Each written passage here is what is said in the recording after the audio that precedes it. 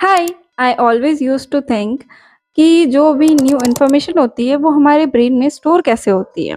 I am Bhavna Pawar and today I am going to talk about a theory of memory which is called information processing theory.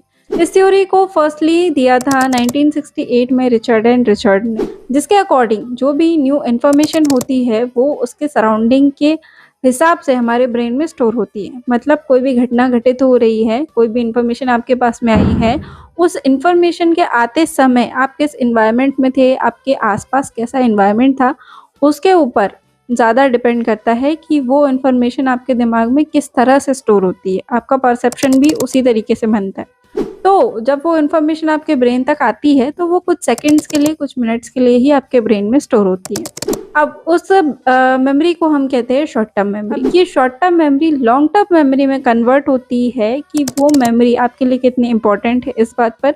साथ ही में जब आप उस memory का repetitively use करते हैं या फिर उस मेमोरी से रिलेटेड आपको कोई काम हो, या आपके दिनचर्या में वो मेमोरी बहुत ही ज़्यादा इम्पोर्टेंट हो, तब आपको वो जो लॉन्ग टर्म मेमोरी है, कुछ दिनों के लिए, कुछ महीनों के लिए या कुछ साल तक के याद रह सकती है।